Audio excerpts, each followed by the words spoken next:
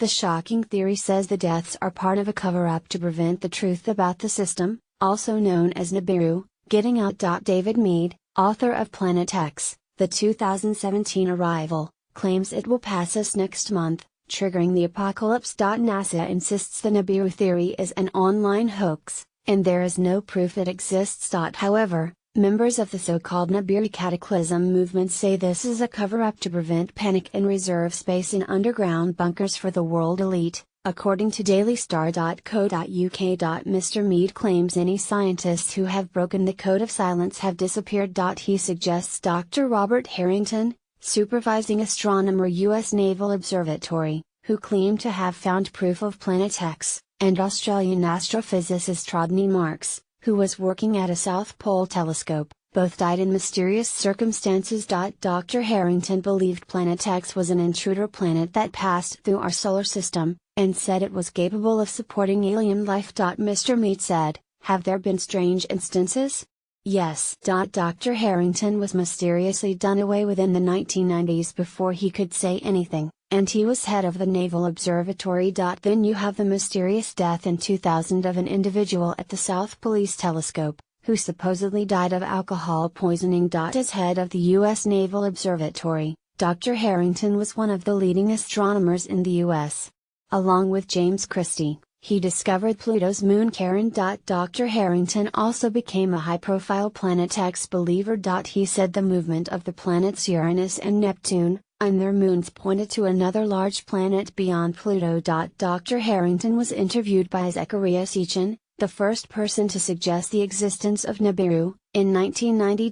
Mr. Sitchin had translated tablets written by an ancient Middle Eastern culture called the Sumerians. He said they told of a giant planet called NIBIRU, that orbited the Sun every 3,600 years. The planet, which was populated by an alien race called the Anunnaki, passed through the solar system wreaking havoc. Speaking to Mr. Sitchin, he said, "If it is in the kind of orbit we describe here, it would have to be a planet that would have a mass something like 3 to 5 times the mass of Earth.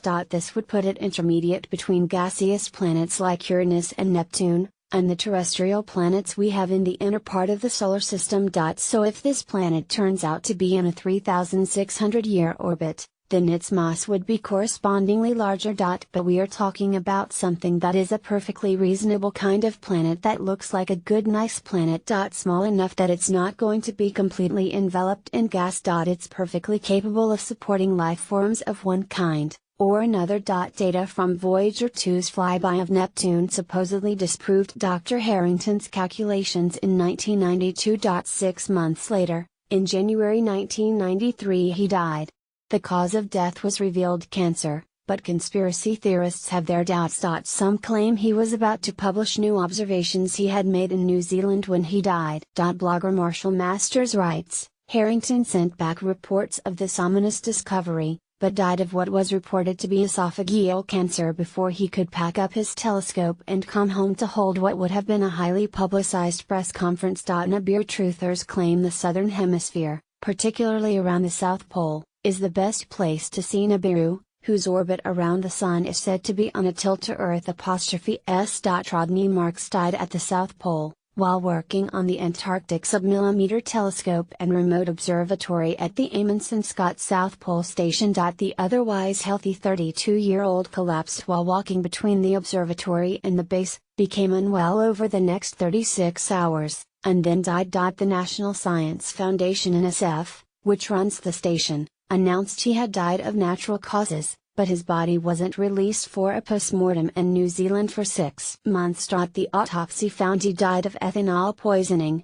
but it was unclear how he consumed it. He had a ready access to normal alcohol and had no personal problems, and the coroner said he couldn't have drunk it accidentally. New Zealand police said NSF was uncooperative, refused to give details of an internal report or say who was at the station at the time. The station doctor, Robert Thompson, also disappeared in 2006. The coroner has never entered a final verdict on Mark's death. Dr. Meade said, he spent most of his time collected data on viewing conditions, and the operations of the enormous infrared telescope. Did he know too much?